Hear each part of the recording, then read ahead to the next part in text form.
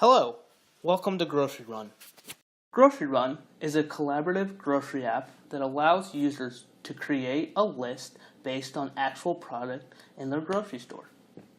Grocery Run rearranges the list to optimize the shopper's path through the store, while suggesting swaps of comparable but cheaper items.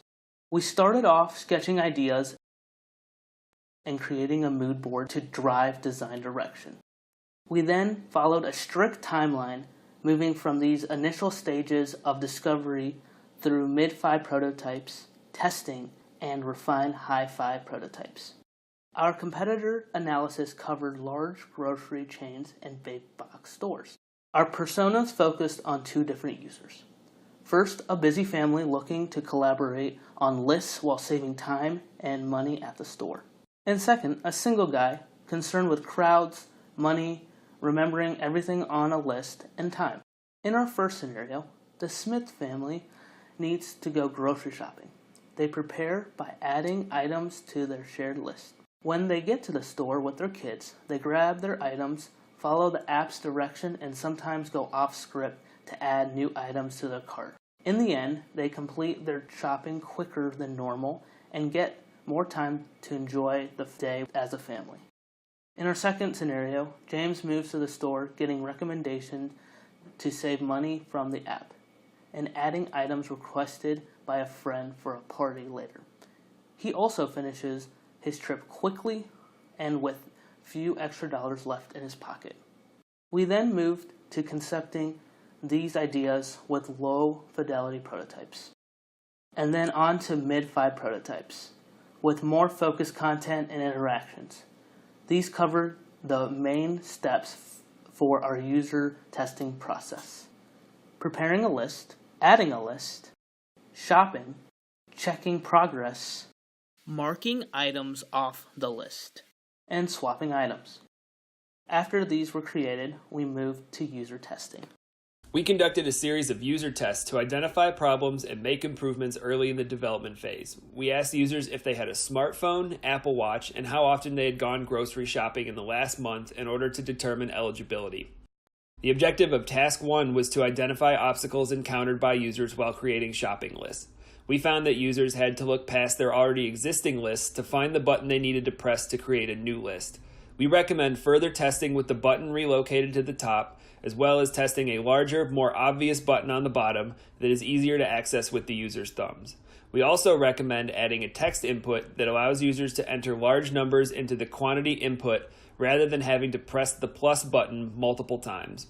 The objective of Task 2 was identifying obstacles encountered when switching between the map and the list view on the app. One participant struggled with finding the toggle icon to switch views and needed assistance to complete the task. We recommend further testing with different icons as well as a drag bar to see what is most intuitive to users. In addition, some users didn't realize that they had to click on the number to see the item details in the map view. We recommend automatically showing the details of the next item in the list in the map view so users don't have to click to see it. The objective of Task 3 was to identify what obstacles users face when marking an item off their list. We found that the button was not that intuitive to users, and even though they completed the task, users had to search for the button. We recommend testing different versions of marking an item off the list, such as swiping on their phone to add to the cart. The objective of Task 4 was to identify the obstacles users encounter when swapping items on their list. No one struggled with this feature, and all but one participant seemed pleased with the feature. However, one participant said that it looked like an advertisement, so we recommend allowing users to opt out of the swap feature. The objective for Task 5 was to identify the obstacles users encountered marking an item off the list on their Apple Watch. While no one struggled with this task, some users wanted a similar confirmation like the one received in the task prior. Showing the next item was not enough of a confirmation for them, but this could be due to order effects since the confirmation screen for the swap set expectations that this screen was going to be similar. Further testing is needed using a longer list to determine if an extra click for a confirmation message every time an item is added to the cart is useful or annoying. After testing, we got to work on our hi-fi prototype. We created screens for each step that the user must take to complete Task 1. Based on our testing, we moved the Create New List button to the top of the screen. We added an additional screen that contains the user's favorite items, which provided another way for the user to add items to their list. We added an additional feature of allowing the user to enter numbers to change the quantity of items.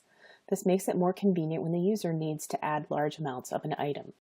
Next, we created the screens for Task 2, which focused on switching the views in the app. We changed the item details in the full map view so that users don't have to click on the number to view the details of the next item on the list. We also grayed out items on the list that the user has marked off because they've already placed it in their cart. This gives them a visual cue of where they are in the list view. Next, we created the screens to mark an item as picked up and another button to delete an item off the list. There were a lot of changes to this screen as a result of our testing. We realized that we needed to differentiate between marking an item as picked up and deleting it entirely. We used the swipe right feature to bring up the In Cart button and the swipe left to bring up the Delete button. We also applied red and green to the buttons to indicate the severity of the action. Marking an item as picked up is a common task, and it grays out the item on the list to provide a visual reminder to the user that it's in their cart. But deleting removes it permanently, which is why we chose red for that button. These are the Hi-Fi screens for the Apple Watch, where a user receives a notification of a cheaper product to swap out for an item on their list. Based on one user's feedback that he thought the swap felt like advertising, we added a preferences screen, which gives the user an option of opting out of this feature via simple toggle. Finally, we created the screens that allow users to mark an item as picked up using their Apple Watch. Once they press the In Cart button, they are moved to the next item on their list. We created some marketing materials for the Grocery Run app, including the new logo, which is part of our style guide. We used the style guide when creating our Hi-Fi prototypes to ensure a cohesive look throughout. Our color scheme was inspired by fresh produce. We chose a sans serif and serif typeface for contrast. We used Google Fonts so that our actual prototypes would render correctly. This completes our Grocery Run presentation. Thank you.